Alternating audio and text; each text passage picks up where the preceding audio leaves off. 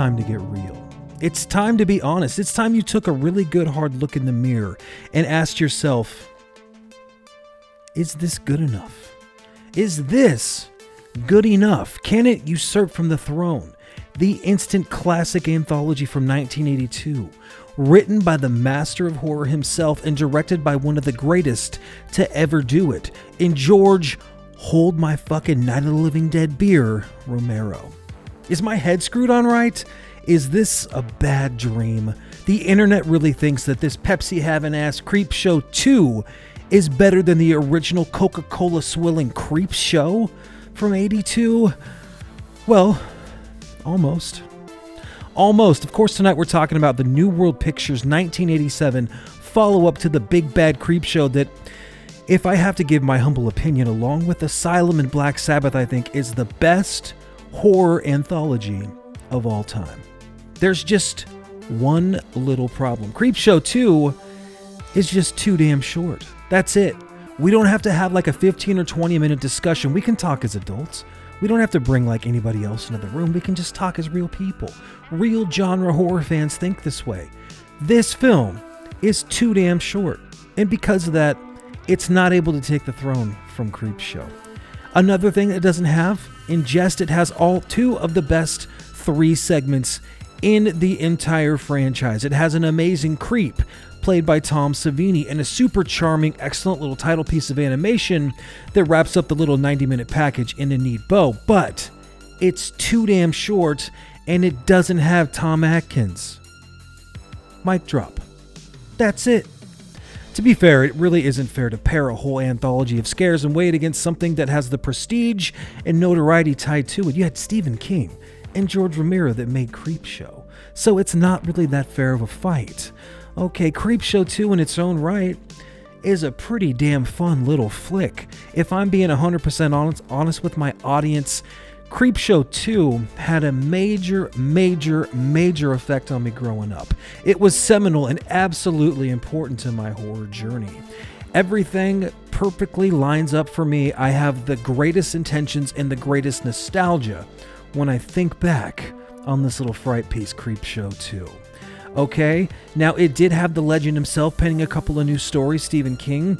It had a very similar vibe, a very similar tone as the predecessor, only this one was a little meaner. This one was a little nastier than its predecessor. It felt pulpy, it felt grimy, and it had something to say, and it was fucking coming for you. Creepshow 2 is a splattering of 3 short stories entitled Old Chief Woodenhead, The Raft, and of course, last but not least, The Hitchhiker. For what little faults it has for me, the only misstep isn't the intro, definitely not the Tom Savini, and it isn't the animation that is lifted straight out of a 1980s after-school cartoon special. No, in fact, I love that shit. I love that shit. I absolutely love it. The only misfire is the first chapter, Old Chief Woodenhead. It involves a general store owner named George and his wife who were struggling to get by in a town that his plum just dried up. He desperately needs to retire and ride off into the sunset, old George here. The faults of this short isn't George, it's more, in fact, the more time that goes by, the more I absolutely love George and I relate to him, and he's almost just become like a part of my family. And I have a really strong sense of purpose and sense of belief when something really bad happens to George. I love him so much. Everything that happens at gunpoint isn't fair. A group of hack actors hold up the store and George and Dorothy deserved better. It makes me angry as this Native American statue outside decides to give the group their comeuppance. I hate the group that they have to encounter. Do I think it's hokey? Do I think it's tacky? Do I think it's just not very well done? Do the jokes land? Is it just hammed up? Just ham-boned? Yeah, 100% it is. I can't stand them. George and Dorothy deserved better. Now, the Chief Woodenhead himself, those effects, him coming to life, his kills, all of the gore, that's very charming. The kills kick major ass. It's the filler, though, for what ultimately comes next and ends up blowing the doors off the damn decade.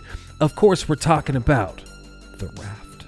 Guys, what can I say about The Raft? It is such a simple premise, and it is smart enough to know to use the KISS method. Keep it simple, stupid. That's like 3 things right there. Just a bunch of kids on a raft in the middle of a lake before things go south really, really quickly. It taps into this primal fear that we all have of isolation. And at its core, the lake itself becomes a character trapping its prey in a vast open space with nowhere to run. Claustrophobia, hypothermia, desperation, and perverse gore are littered throughout its short runtime. What keeps bringing the genre fans back and equally exposing new audiences is this amorphous, gooey fucking mess. This blob, if you will, that's both horrifying and oddly beautiful to look at, just lurking beneath the surface. The whole thing feels like a nightmare that no matter how hard you try, you just can't wake up from. I don't know about you, but I have lived this story. Growing up partying at the lake with my friends, drinking, toking, smoking, booze, and playing 80s hair metal way too loud, trying to help your buddy get laid. We've all been there, okay? Do you make stupid decisions when you're using your reptilian brain in a situation like that? Of course you do. You jump into freezing cold water. You leave the ignition on, the music blasting, and the joints in a waterproof bag to swim out to some planks of wood. Would you do it? 100%. Would I do it again? You're damn right. You're damn right. Every day of the week and twice on Sunday, the Raft, it's this primal thing. It's this impossible consequence. For more of the story, I got a whole video down there. It's a popular video on my channel. Just go to popular, scroll down. I love the Raft so much. I think it's the second best horror story of all time, next to The Drop of Water from Black Sabbath. And then there's also another one that I think is top 3, which is from Asylum. But that's a whole nother story, a whole nother video. This thing is an all-out, fun, full-grown gore, adult, disgusting creature effects rager. And it will keep you coming back forever. It's timeless. It's perfection. And it's something that means a hell of a lot to me still to this day. And if I'm not sure what to watch, it just happened to me last Friday night. I've got, a couple thousand movies I want to go pick through. And I go, don't know what to watch. Don't know what to watch. And I end up with Creepshow 2. Probably watch it every 3 or 4 months. You know why? The Raft. The Raft is on Creepshow 2, and that's the only reason that you need to have it. That is the number 1 story, one of the best 80s horror short sequences of all time, is on Creepshow 2. And we're just damn lucky to have it.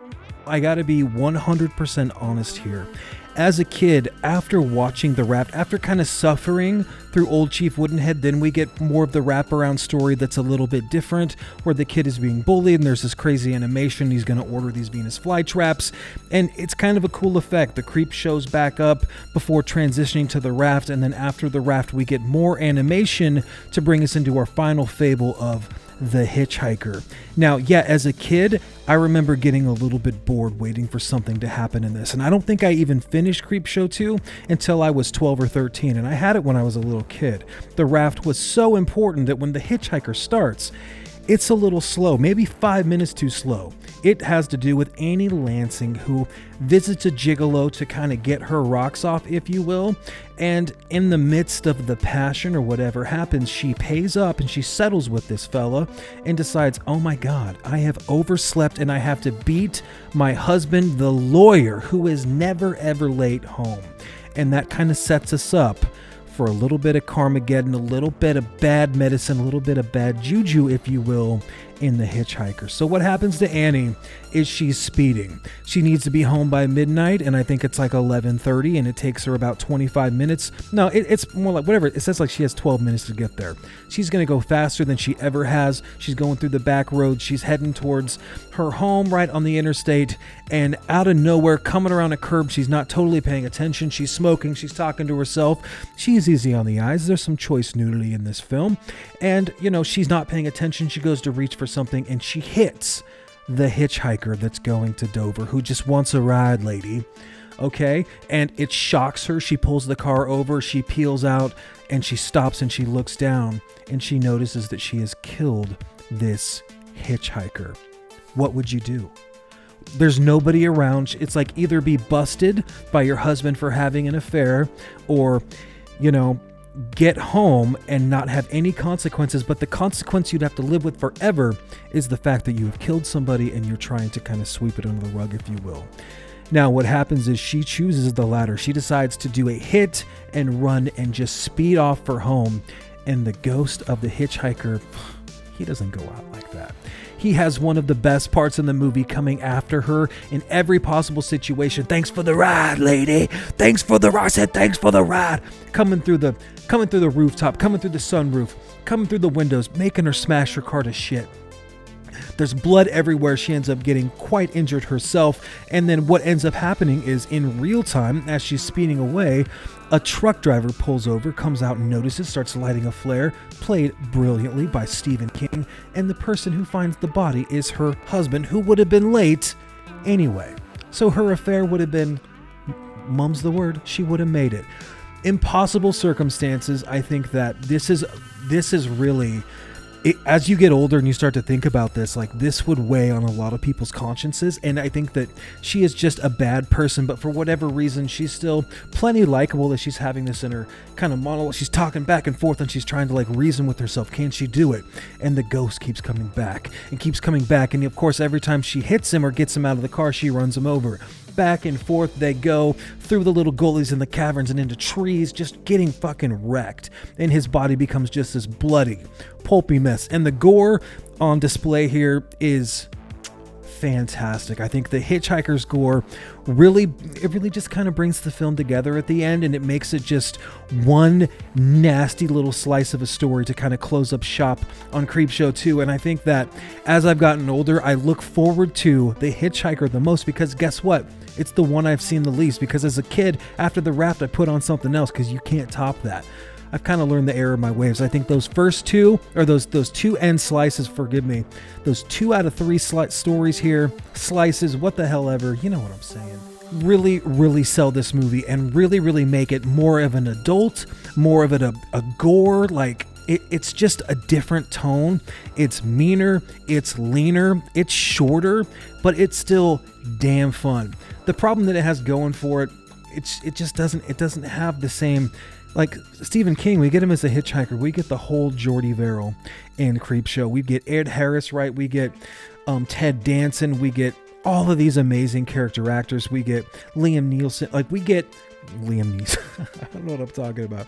What's his name? Hold up. Leslie Nielsen, Adrian Barbeau, Hal Holbrook, who just kills it in The Crate. This, you get 5 or 6 different stories plus some wraparound stuff. And what is it, like 2 hours pretty much, man? I mean, 120 minutes on the button. Creepshow will always be the greatest horror anthology of all time, but do not wrinkle up your nose at Creepshow 2. There is no shame in this game, and I feel like for the internet saying that this is better than Creepshow, you're wrong, first of all. But I think The Raft and The Hitchhiker are 2 of the best stories of the like 8 or 9 that are in this entire series. We don't talk about Creepshow 3. That shit did not happen. It should not ever be called Creepshow 3. It doesn't even deserve to be there, so... Guys, if you haven't seen Creepshow 2, or if you have, tell me, what is your favorite story? Which one has the most lasting impact?